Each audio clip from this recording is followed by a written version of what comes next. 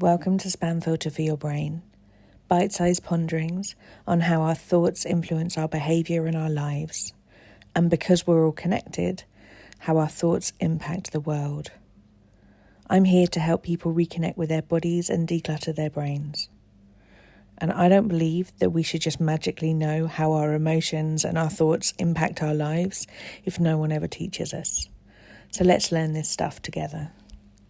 I think a lot of us can hear phrases like, mindset is key, and immediately turn up the volume of all of our cynicism and be like, my God, if I hear that one more time, I'm going to show them my mindset.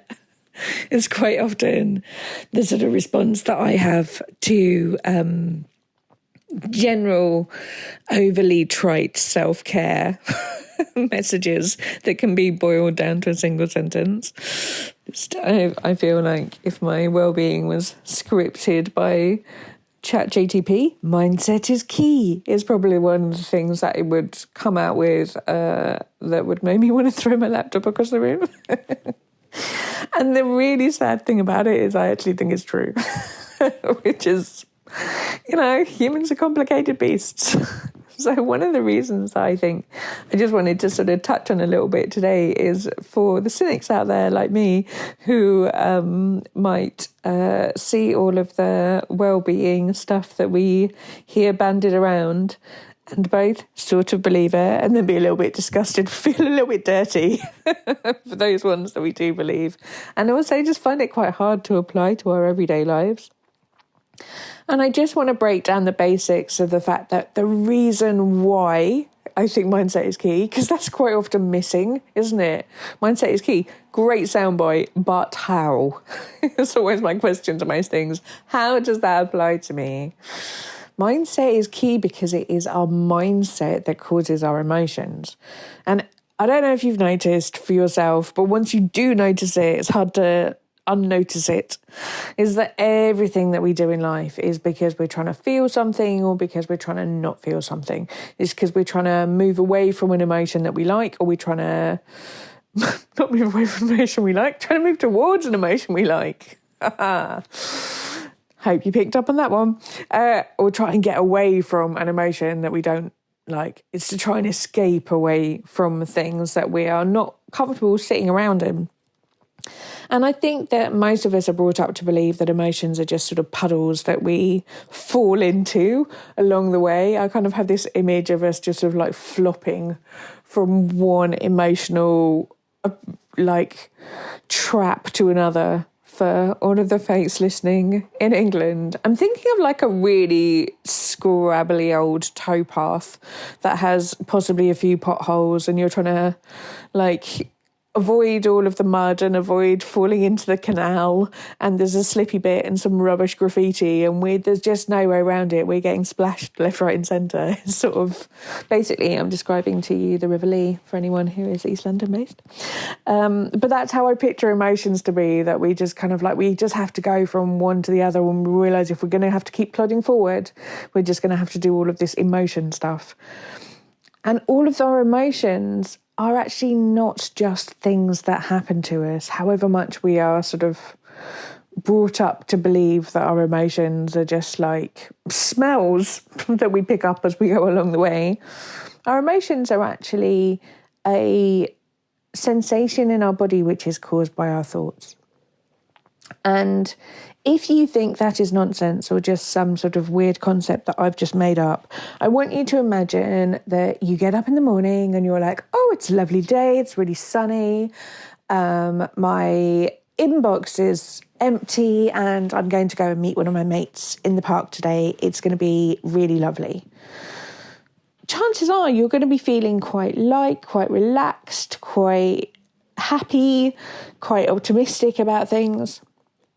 All of those emotions come from those thoughts that you have had about what your day is like. You could wake up on exactly the same day and have exactly the same scenario. Doing a lot of big hand gestures here, I hope you can hear them. And you could have the thought of, oh, brilliant, It's sunny outside, global warming. The planet is on fire. My inbox has no message in it whatsoever. So that means that I have no work. That's an absolute joy. And Derek wants me to go and sit in the park with him when I've got hay fever, and everyone's going to be really noisy and playing their music because it's the first sunny day that it's everyone will be in the park for ages. And I'd rather actually be at home on my own, but I can't be bothered to say that, so I'm just going to have to go along with it. Now, if you were thinking those thoughts, you might be feeling resentful, begrudging, mildly irritated, miserable, probably some other things.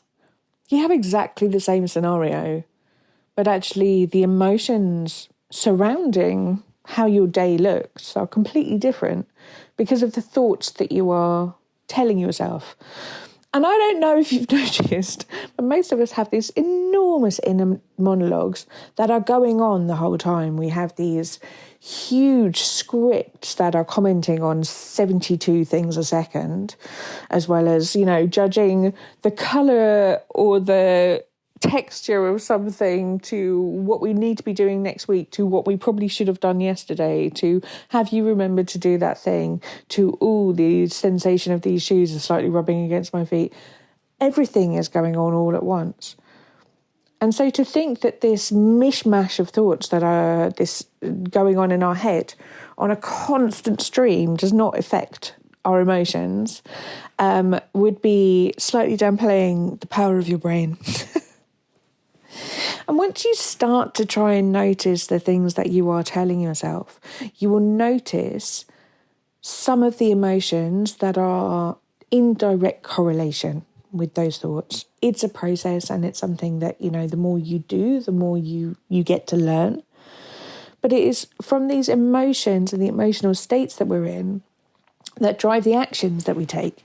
So the actions we might take might be reaching out to a friend, they might be not returning a text message, they might be planning for a picnic, they might be telling someone that you're going to need to stop off by the chemist to get some hay fever tablets.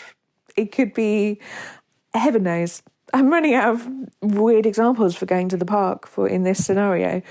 But I hope you can see that it is the actions that these actions are driven from whether you are in a place which is thinking that your day is going to be really lovely, or you're thinking that your day is just full of obligation and it all just feels like a trap. And of course, it is the actions that you take that build the life that you have. It is the culmination of all of the things that we do which create our lives.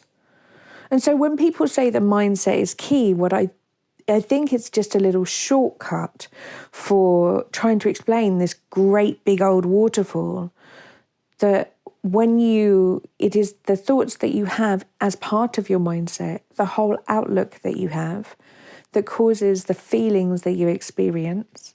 And the feelings that you experience determine the actions that you take, and the actions that you take write your life. That is how you pen your own script.